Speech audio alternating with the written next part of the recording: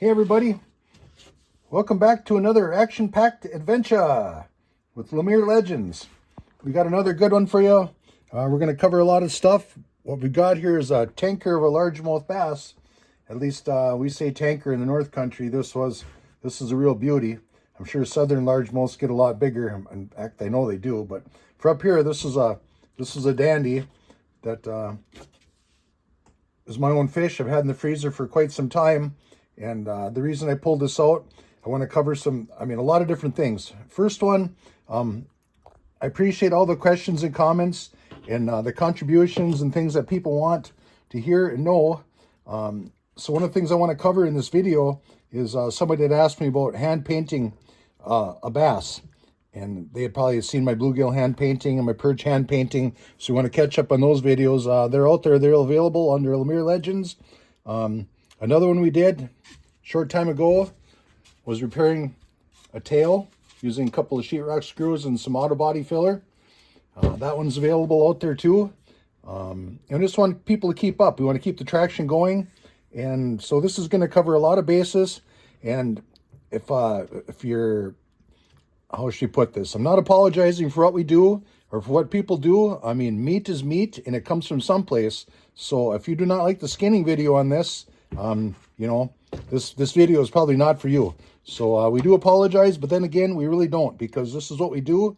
And this is just how things behind the scenes are done. You get a fish sandwich someplace, it's got to come from somewhere, right? You buy a box of fish sticks from a box store, from a grocery store, well, they come from somewhere. And this is just part of the gig. So again, this video is probably not for you, but if you're here for some information on taxidermy, styrofoam bodies, painting, how things are done, the processing, you're at the right spot. So again, another video that was out, we did a CYA, kind of what I just did there, cover your butt. It's crazy with the content on YouTube right now, on what's allowed, what's not allowed. I see a lot of trapping videos being pulled down. And like I said, this takes away from shop time, but this is my own product. It will go up for sale. Well, finished product when it's done. So this one really doesn't take a lot of my time up. So I don't mind sharing this, and I do want to share and build a community, but I don't want, when I get monetized and all that down the road, which is the name of the game on this, in the long run, and to share and build a community of taxidermy people out there that want to learn the stuff and to grow. I don't know how to put it. So if you're a tenderfoot anyway, this is probably not the video for you. I'd probably turn it off and join us in part 2. Yeah. When we'll show you how to put this beast together. So what we're gonna do here? Real quick, I don't mean to interrupt you. How big was he? He's 23 inches long. He on the scale he topped it out at harvest time. I mean, he's been in the freezer now. He probably would only weigh maybe about 5 pounds, but when he was harvested, it was 6 pounds 11 ounces. That's pretty cool. So it's a nice fish, and it probably would have been released, but unfortunately, I don't know if you can really see it down in there. Yeah, the hook was buried down in the mouth, right in the gullet. And you can still see the hook down there. Yeah, it was wrapped right around the gill cover there are some that we would not want to keep, but something like that happens, they're bleeding. The water is really warm. It was harvested from deeper water. And the fish was really stressed. So, I mean, it probably wasn't, the chance of survival was pretty low. And I knew that. So, I mean, you might as well keep it, right? So anyways, and of course it was all legal. I mean, yeah, it happens. And it was all legal and legit. So it is what it is. So anyways, what I hope to do, my plan of attack here is, I'm just going to run through some mannequins again. And there's a lot to cover, so I kind of backtrack. I jump here, I jump there. It's one thing just to sit down and do something, but you have to instruct, and you're trying to do a follow-up. Videos are out there already, promote other videos, help people along. Sometimes I get a little bit ahead of myself, and we're still learning. We're learning that aspect of it as far as the taxidermy end of it. Been there, done it. So anyways, this is what we're going to do. I'm really hoping to use this mannequin right here, the one that I repaired, so that folks can see how you can see how I repaired this video. See, I'm getting ahead of myself already. But I'm going to use this one right here. This mannequin is the name of the game. So on this one right there, we're going to go from collarbone to the base of the tail, which is about 12 inches. And if you go with the curve of this fish, we're about 12.5 inches. So that's pretty good. And again, we had a CYA video, cover your butt video out there on fish taxidermy with some of this stuff. And we're not going to get real anal about this. Like I said, this is my own fish. And yeah, I want to get the maximum size I can out of it. That's about 16.5. But we're not going to get real technical. Like I said, if this is a customer fish, I mean, you're going to want to spend the time rasping and shaving this to get them spot on what they brought you. And this fish right now, after being in the freezer, is about 14. But you can see it lost all the belly on this fish. So I think we can fill it out with this one right here. If you're taking fish out of the freezer now and you measure that, you'd say, geez, this one right here would fit perfect. Okay, right? But I could tell that belly to that belly, I want this one. I mean, I want this thickness, you know. And I explained in my CYA video and my styrofoam carving video, a lot of people, when they start carving mannequins, you're going to end up with this flat fish. And that's exactly what this mannequin is right here. And I'm not saying there aren't fish like this out there. He's got the depth. But for the species and the breed of largemouth bass we have up here, that is just too thin. I mean, it's deep, but it's thin. You can see the thickness. You'd say, yeah, that's about right there.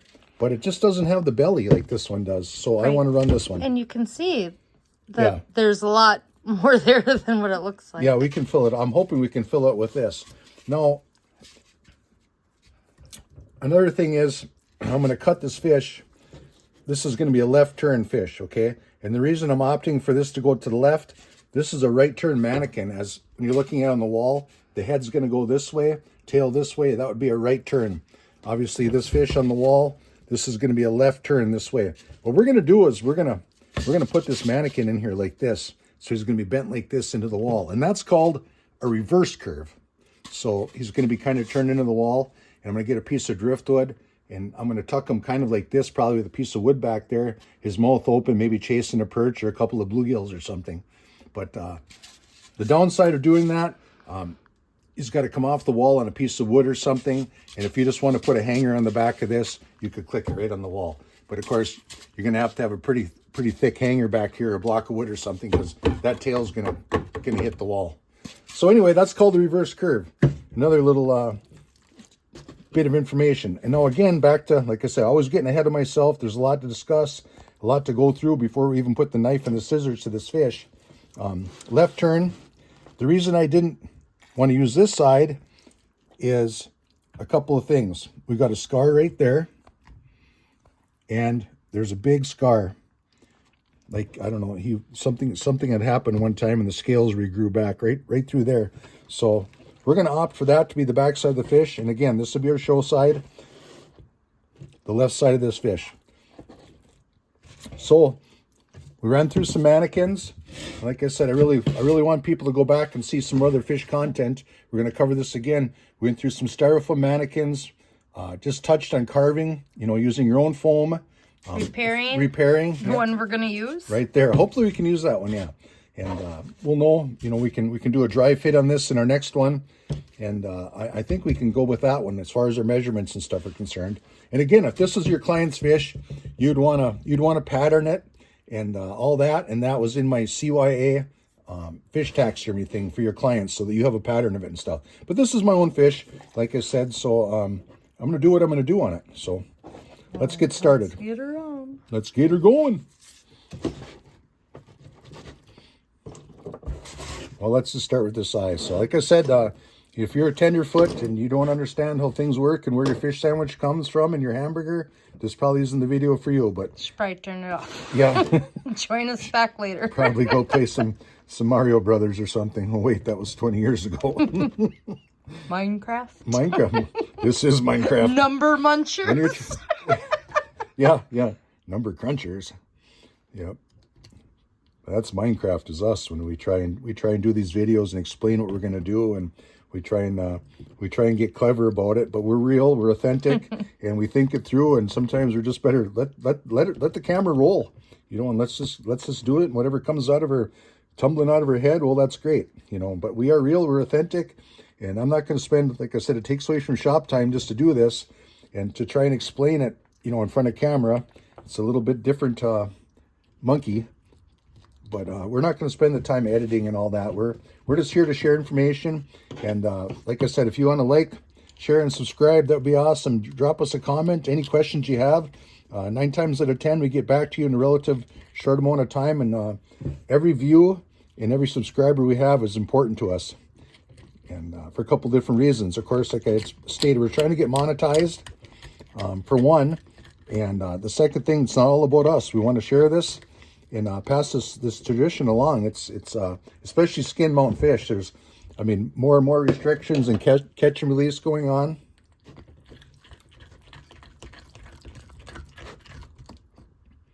So what I'm doing right now, I took the eye out with a sharp knife.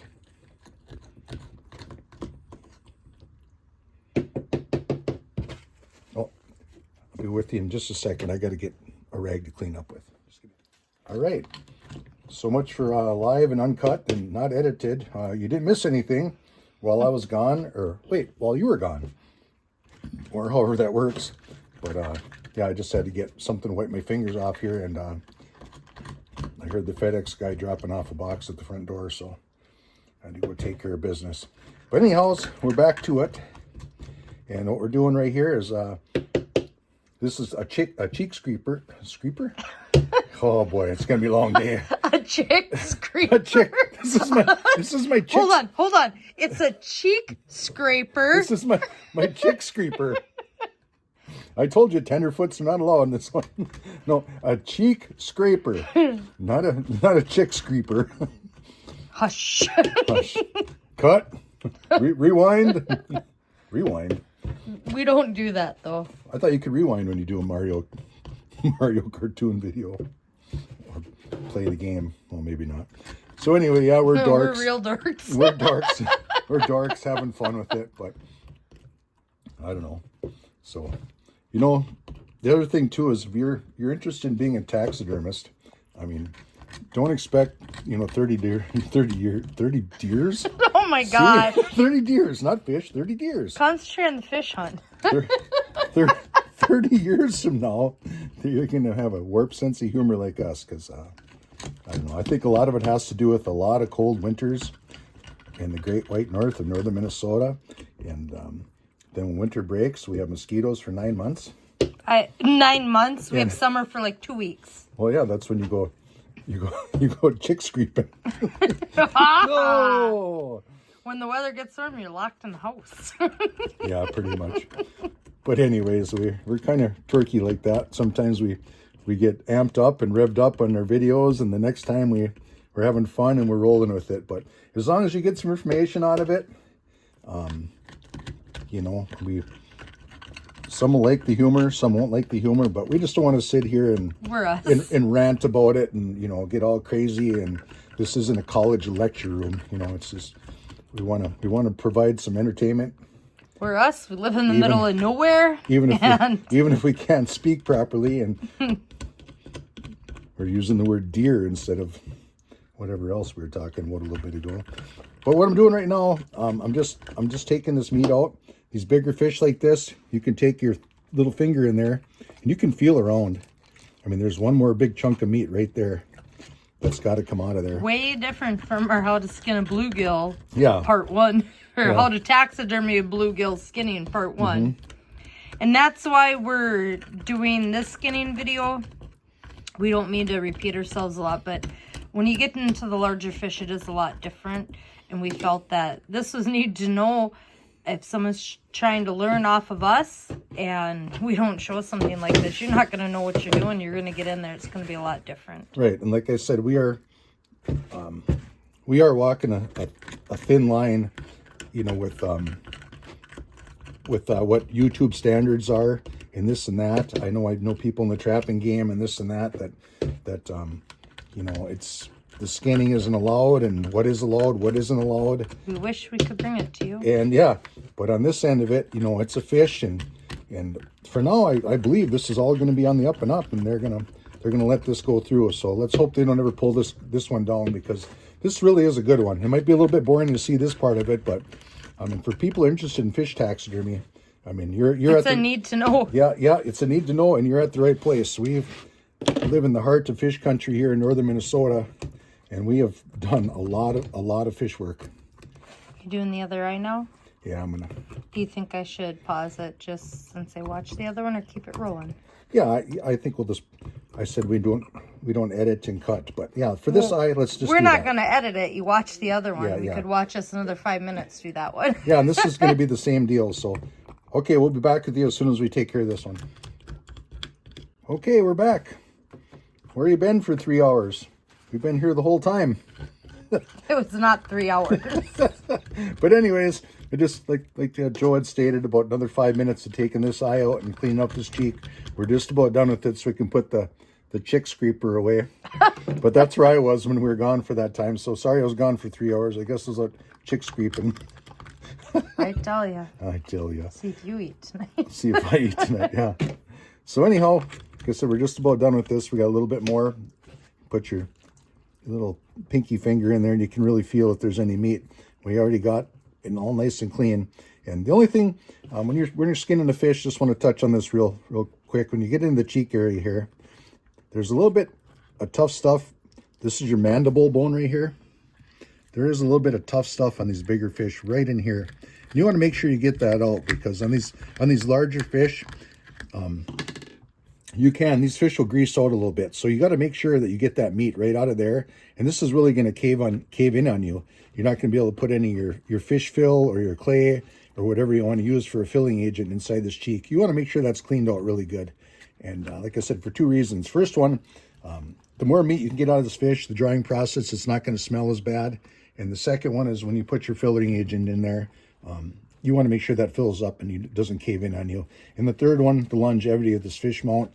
The more meat you can get out of this, the less grease and oil problems you're going to have down the road. So anyhows, that's that. Now what we're going to do is, this is the right side of our fish.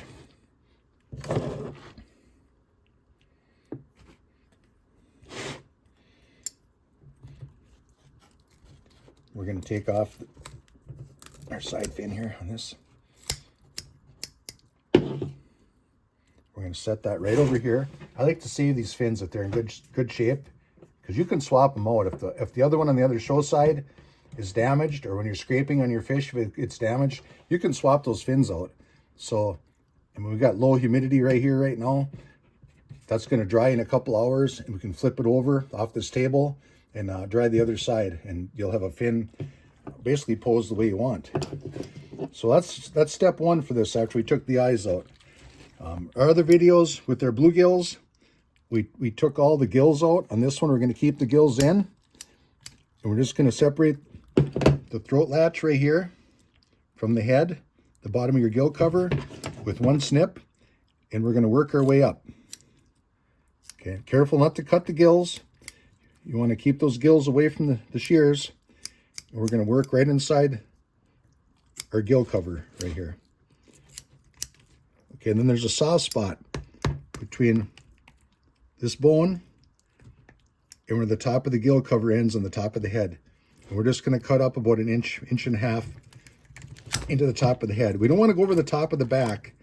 We roughly want to get, okay, about like that. You don't want to go way up into the top of the back. That's about perfect right there. You can see that. That's where you want to separate that. Next, I like to just go in here.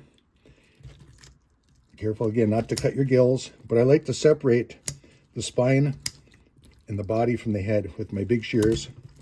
And these heavy-duty shears are available at any of your taxidermy supply companies. Just search fish shears under your supply company. You'll find your fish scraper. Oh. Yeah, these bigger fish get to be a rough one, but we got it.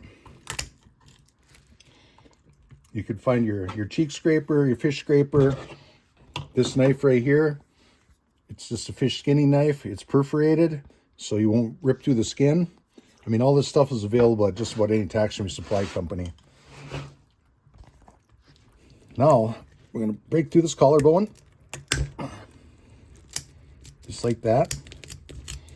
And we're going to make, an imaginary line right from the point of our gill cover, our gill plate right here.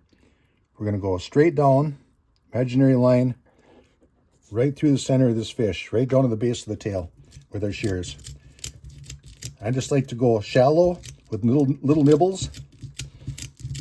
And if it gets tough for you, these bigger scales, you can just take those right off and continue. So you're not snipping through a bunch of scales that you're pulling along with you.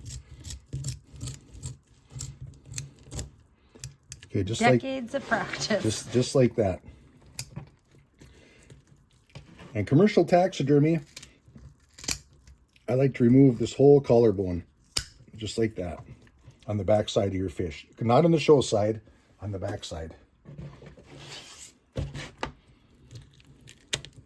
Same thing this way.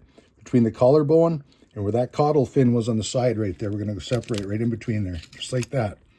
And you can feel the end of the bone with your shears. Just remove that. Just like that. Then what I like to do is I like to get my shears in here. So basically you're getting underneath where that caudal fin was right there. You just want to break that all loose.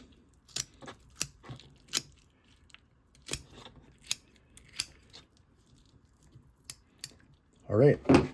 And now what we're going to do, one of the important things, especially on a bigger fish, important thing is you want to work this knife. You can see the serrated edge on this knife. We're going to go this way. Okay, down towards the tail. Okay, the pointy or the bigger part of the knife or the head of the knife stays by the fish's head, and you go down this way towards the tail.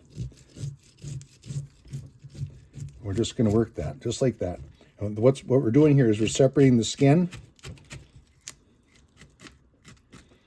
from the meat. Now you're not going to get all the meat. We're going to have to go back in and clean this up.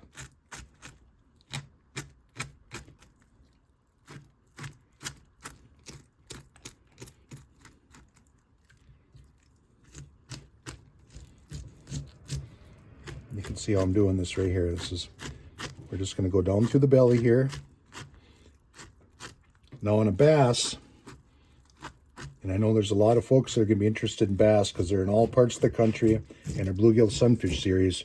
I mean, those are popular because those fish are located in almost all the states in the nation, or I'd say 75% of them.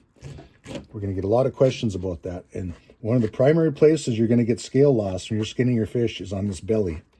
All right, so keep your skin tight and just take your time and always work towards your tail with your knife. Remember, this is the head of your knife, head of the fish, right here. This way. Don't go this way. Because what you're going to do is you're going to uproot scales doing that. You always want to go with the flow. Okay, and what you have here, this is our anal fin right here. You're going to hit some bones right here at the anal fin. Okay, you just want to jump behind those bones. Get your knife in there. You're going to want to work that down towards the tail. Just like that. Now, the next thing we're going to do here, take your shears on those bones until you get a feel for it. I got my fingers on the back side, on the show side of this anal fin right here. You want to take little nibbles. And why I keep my fingers there is I can see or feel that if I'm going through with my shears, so we don't rip a hole in the skin. Now, if you poke a small hole in there, it's not the end of the world. It can be repaired. But again, taxidermy business, when you're doing this commercially or for a living or whatever you're doing, time is money, you know, and you just want to avoid that damage. So there we are. Okay, I'm going to flip this around for the camera so you can see it. Just like that. And I always said not to go against the scales, you know, but right in this area, I like to know where I'm at. Just real slow until I get to these front pec fins right here. Okay, then it's a double bone. It's almost like a butterfly right here. And what you're going to do is you just want to separate that from your meat. You want to break those bones free. And again, get your fingers underneath here so you can feel what you're doing so your shears doesn't go through. Just take your time. You can just pick away at that and separate that bone from the main carcass of this bass. So what I'm doing there is I'm just separating some of that belly meat. So when I come from the top side now, I can get in here and I can pull this whole skin. I can actually rip on this carcass of this bass and get that out of there without having to go against the grain like I was talking about, like this. Okay.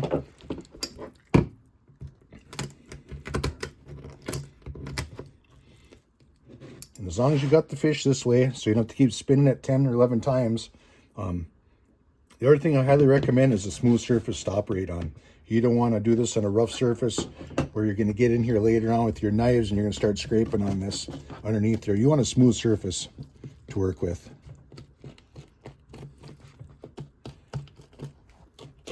You can see how that's going to clean up really nice on a smooth surface. You don't want any big chunks of meat or anything like that or bone underneath there. You want, when you start your scraping process, you want a nice, clean, flat surface. But that'll be part 2 of this video on how to clean this fish up. Right now, we're mainly concerned about getting the carcass out of this, and I showed you how to clean up the eyes and all of that, the cheek meat. So there you go. Same thing, fingers here. Okay, so you can get this tail removed. You can tell where your fin rays start coming in to the more bony part of this tail. You just want to get your shears in there, and you want to start to separate that. Okay, and then you want to continue up, and again, have your finger under there. And if you're going to make a hole in this tail, 9 times out of 10, it's going to be on this top cut up here. It's gonna blow through on you on this tail, right up in this area here. So you just want to go slow. And again, I can never stress this enough: the head of your knife towards the head and work towards the tail.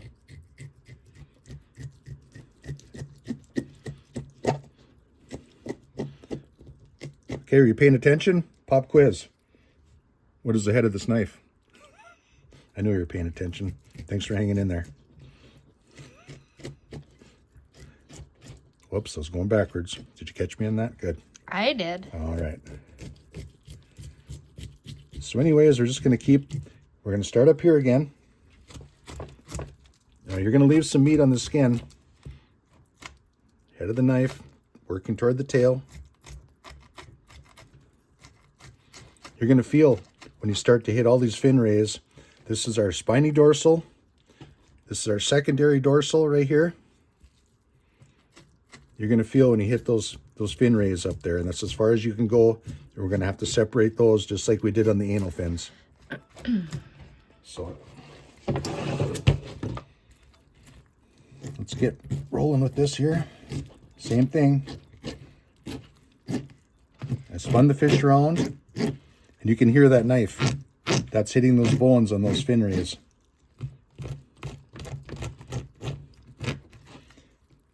Okay, same thing. Just like this anal fin, if you recall, on the back of this, we worked that all free. We're gonna do the same thing right here in our secondary dorsal fin. We're gonna get right in there where the fin rays end.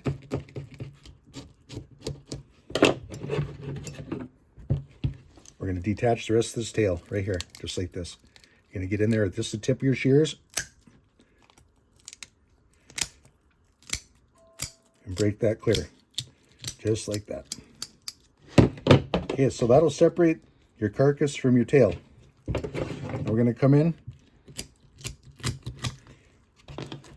Get your hand in behind there so you can feel, so you're not making a 2 or 3 inch cut in your skin. If your fingers are back there, you're gonna know. You're gonna feel that cold, pointy scissors on your fingers, and you're gonna know to stop. So it's just a matter of feel. After you do a little bit of fish work, you're gonna get a feel for that. And you're gonna know if you went too deep or not. All right, what I like to do here, just a quick little method, save you a little bit of time, is take this knife and work this meat away from these fin butts and these fin rays right here, just like that. That'll help you. You don't have to do as much scraping right in here, and it's another good place right here on the show side. If you're not doing that, and you start scraping on that, you're going to lose a few scales up along there. So if you can remove, oh, there you go. That's what I was looking for. Remove some of that meat, you'll be a lot better off. So we almost got this. I hope you're learning something from this. What we're doing now is I just take my middle finger, got good sized hands, and I just hold that carcass up. My pointer finger on my left hand, because I'm right-handed, I just hold the skin down, and you can see in there. I can really see what I'm doing.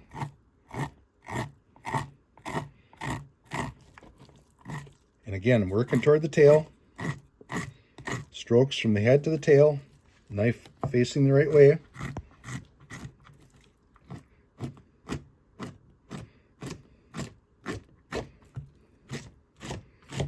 Removing the carcass.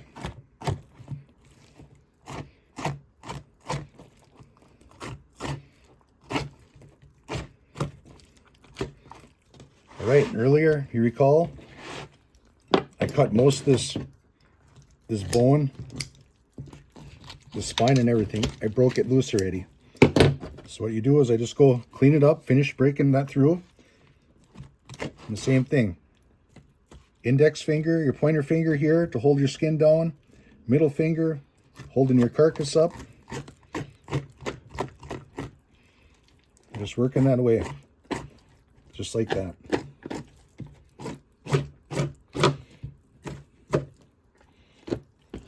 Now people are going to say, how fast? I see you did a bluegill in, 8 minutes, start to finish. 9. Yeah, 9 minutes. Well, I'm going to say 8. Cause, you were talking? yeah. Not this one, 25-minute video, because I was talking. But anyways, I'm just trying to break that all loose right there.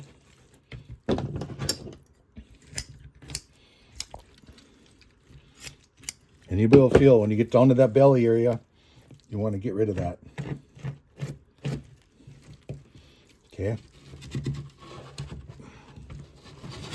And that's your whole carcass gone. So that's where we're at for part 1 of this video. Main carcass is gone.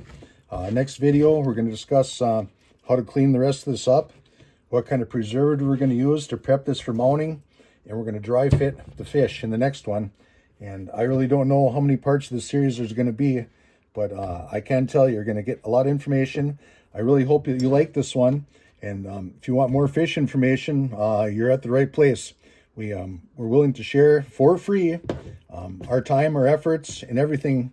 In the taxidermy world, we've done this. Literally thousands of, like I said, fish up here in the North Country, northern Minnesota, actual skin mounts. Been at this license since 1990, so do the math on that. It's been a long time. A lot of experience. Been through the ringer, the ups and the downs of the industry. It's a great art. It's a great profession, and we want to pass it on. So I hope this helped you out, and please check our other videos and like, share, subscribe, and like I said, don't be afraid. If you have a question, throw it in the comment section, and we'll get back to you. We will. Sometimes it's something we can respond on right away because it's easy enough to do that. If it's something that's going to be a little bit longer, then we know that's a video that we have to create to answer those questions. So please comment if you have any questions. Yeah, if it's a lengthy answer and it goes into a lot of different detail, we're not going to sit there and, as I call it, instead of texting it or dinging it back and forth, like Joe said, we're just going to do another video on it. But we will get back to you. Thanks again. Hope you learned something. And like I said, part 2 will be scraping this, and I've got a good little shop experience I want to share with you in the second one about a couple of crazy Swedish Finlander brogue French Canadians. Oh my gosh. They brought some work into the shop, and it's an interesting story, and I just got to share it with you because in our other series we like to do the old the jokester routine. So we'll be with you in the second one. So please hang in. There, catch you later. Bye.